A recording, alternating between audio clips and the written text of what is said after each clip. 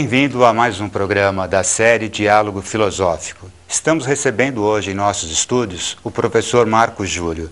Ele é mestre em literatura espanhola pela USP e pró-reitor acadêmico da UniABC. O tema de hoje será o poeta Homero. Obrigado, professor, pela presença. Eu que agradeço a oportunidade. E Homero, Homero para mim é uma das grandes paixões. Mas existe toda uma dúvida em questão sobre a existência ou não desse Aedo, desse poeta, não? E eu gostaria que você falasse um pouco sobre quem é Homero, qual é a importância dele para a Grécia. Essa questão sobre a existência de Homero é uma questão que tem preocupado os críticos literários e filósofos há bastante tempo. Houve um tempo que se dizia que não era Homero, que era um grupo de poetas que, na verdade, compunham os cantos em separado. E no século VI, V, quando a partir do momento que a escrita grega está mais estabelecida, que foi compilado e se montou o poema. Na verdade, você consegue encontrar resquícios até o século VIII, século VII. Então a gente acaba situando a existência desse poeta, dessa figura, o Homero, mais ou menos por aí. Século VIII a.C. ou VII. Quer dizer, a gente tem aí quase 2.700 anos de distância, 2.800 anos de distância entre Homero e nós. Então as informações sobre a existência dele, se de fato existiu ou não, ficam um pouco confusas. Hoje em dia já se aceita como muito possível a existência de uma figura chamada Homero, que teria nascido em Quios e que tenha transmitido oralmente, não ser uma pessoa que só de boa memória, que declamava esses versos, que cantava os versos, que acho que é o termo exato quando se fala de poesia grega, mas que também colocou no papel, que escreveu os 24 cantos da Odisseia e escreveu a Ilíada. Hoje já se fala isso. Uma coisa que nunca se teve dúvida é que ele era cego, é uma coisa muito grega dessas pessoas não serem cegos. Os grandes adivinhos da tragédia sempre eram cegos também. Tiresias é o adivinho constante na tragédia e sempre é apresentado como cego. No Museu de Londres tem uma representação de Homero, você vai lá, tem o busto de Homero, lá bonitinho, você pode ter até uma ideia de do que a tradição imagina que tenha sido esse homem. Tá? Mas certeza a gente não tem, mas os indícios maiores é que existiu sim uma pessoa que compôs os poemas. Há uma unidade estética que nos possibilita falar isso. Certo. E a questão da declamação parece que contava bastante com a memória, não? Porque ele tem que guardar tudo aquilo e nas festas, nas festividades. Sim. Mas era um outro tempo, as necessidades, o ser humano se adapta às necessidades e havia necessidade do uso da memória. Uma vez que você não tem a escrita tão fácil como nós temos hoje, que aqui, ó, eu tenho a Odisseia toda aqui, eu posso abrir a qualquer momento e ler, e tenho aqui a musa me traz novamente a Odisseia. Naquele momento não havia essa facilidade, e então você usava mais a memória. E Platão tem uma frase que eu acho fantástica sobre isso, né? A escrita é o veneno da memória. Mas Platão é sempre genial, porque ele usa para essa questão de veneno, ele usa uma palavra que é pharmakos em grego. E pharmakos, que dá farmácia hoje, é tanto o veneno quanto o remédio. Certo. Então ele consegue dar essa duplicidade da escrita, porque a escrita tanto é o veneno da memória, uma vez que você não necessita tanto da memória que você pode recuperar aqui, mas também é o remédio, porque na hora que você esquece, ela está aqui presente. Genial. Agora, parece que a Ilíada e a Odisseia, de qualquer forma, não estariam, segundo alguns autores, representando o mesmo período exatamente, não? Apesar da Odisseia ser uma continuidade, ser o personagem Ulisses, algumas questões são colocadas que, historicamente, poderiam ser uma época de pelo menos 100, 200 anos depois. De qualquer forma, quais são os grandes temas tratados nessas duas obras? A Ilíada, que cronologicamente seria o primeiro poema. Ele trata da Guerra de Troia, especificamente no 7º ano da Guerra de Troia, um episódio que deve durar 2 ou 3 semanas.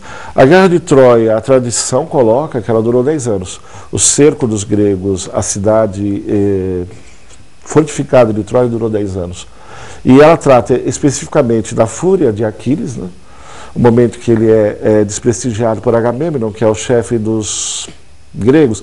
É difícil colocar esse termo, né, para esse momento, mas vamos usar um termo mais geral, que seria o grego que desprestigia, ele se retira do campo de batalha e os gregos começam a perder a guerra. E Thor, que é o grande, para mim sempre é o grande herói da Ilíada, acaba tomando a frente dos exércitos e conquistando, chegando até a incendiar os navios gregos no litoral.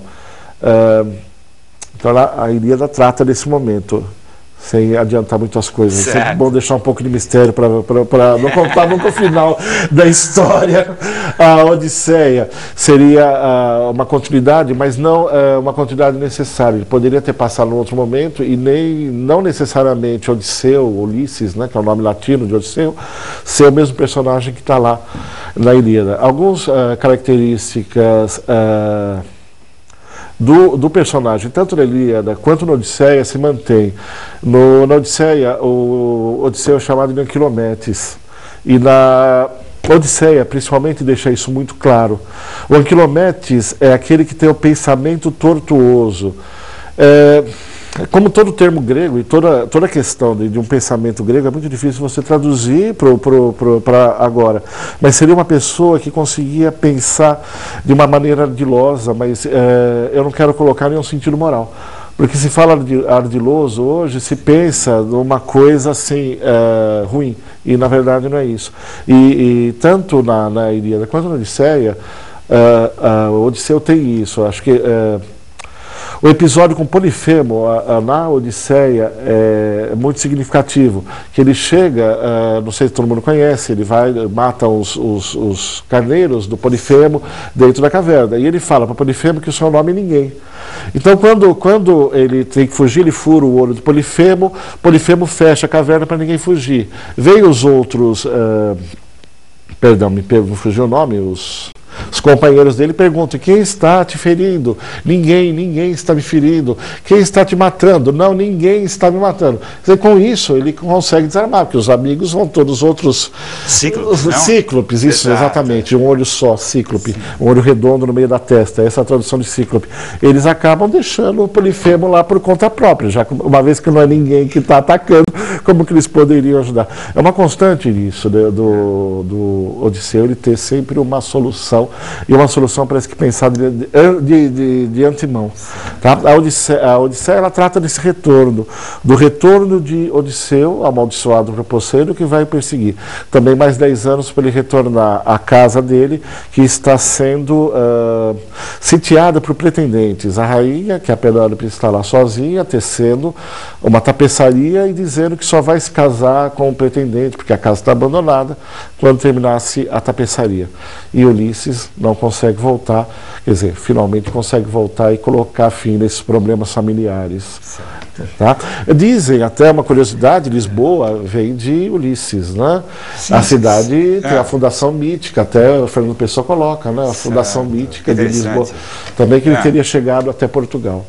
Mas são conjecturas, eu não posso afirmar nada. Mas o mito é sempre mais interessante do que a realidade. Sim. Isso sem dúvida.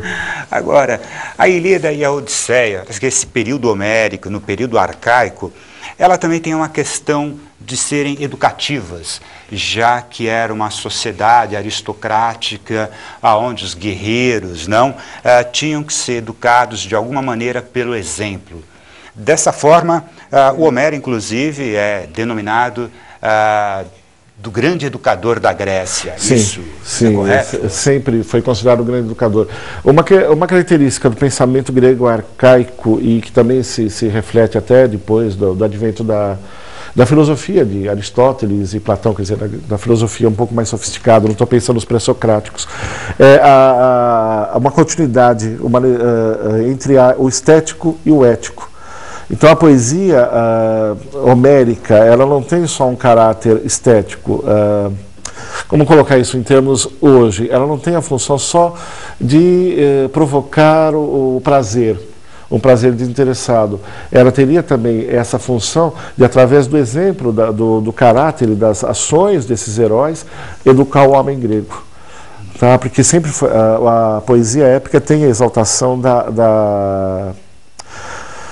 do homem de caráter, né? De você fazer grandes feitos, de se tornar de alguma forma imortal. Para o homem grego, isso é a tragédia e a questão do destino que está sempre presente, é essa. Nós temos, a partir do cristianismo, nós temos sempre a possibilidade de um além. Então você sempre é oferecido para você, após a morte, o paraíso. Né? Então, você tem sempre a esperança de algo mais. Para o homem grego, não. Você é mortal. Então, você iria para os ínferos, que não dá para pensar em inferno. Né? Até eu vejo colocando Hades como um grande demônio, que não tem nada a ver com a realidade. E aí você manteria qualquer identidade, isso é um episódio da Odisseia, a descida de Ulisses aos infernos, você manteria sua identidade enquanto alguém se lembrasse de você. Enquanto alguém tivesse a lembrança da sua existência, você manteria a sua identidade. Quando todos que se esquecessem de você, você se desfaria, não existiria mais. Então, o homem grego, o herói, os feitos heróicos manteriam a memória perene. Então, aos heróis, os heróis não vão para os ínferos, eles vão para a ilha dos bem-aventurados, porque eles têm memória perene, eles sempre vão estar vivos. E nessa ilha dos bem-aventurados, o reinado de Cronos, ali o tempo impera, enquanto em Hades não existe mais o tempo. Tá? Isso que diferencia bastante o pensamento grego. Sempre, quando você pensa na Grécia, tem que pensar nessa grande diferença da cultura cristã com a cultura grega. Essa possibilidade de um além que não existia lá. Agora, quando você fala da questão do herói, que ele quer que os seus feitos continuem sendo rememorados, a Ilíada, ela tem o Aquiles, né, cuja mãe diz para ele que se ele vai para a guerra, ele vai morrer jovem, mas a sua memória... Mas é interessante que a Ilíada, ela termina não com Aquiles, mas ela termina nos funerais do herói troiano Heitor. Esses dois personagens para você, Aquiles e Heitor. Pois é, a gente vive numa sociedade que separa o bem do mal. Quando você lê a Ilíada, você vê que a diferença entre bandidos e mocinhos é muito tênue. A estatura trágica de Heitor é muito maior do que de Aquiles. Aquiles passa, em certos momentos, um herói chorão, que fica se lamentando em vez de ir ao campo de batalha. E a grande tragicidade, acho que talvez, de Heitor, de ser o grande herói da Ilíada, mesmo sendo dos contrários, né, ele não é dos índios e não é dos mocinhos, é o fato de que ele assume uma guerra que não é dele. Os crimes não são dele, os pecados não são dele, mas ele não tem como fugir ao destino. Tá? Ele está investido nessa posição como filho de Príamo e ele tem que lutar pela cidade. Não sei se todos se lembram, mas o motivo da guerra de Troia é o rapto de Helena por Paris, que é irmão de Heitor. Sim. O pecado não é dele, o pecado é do irmão.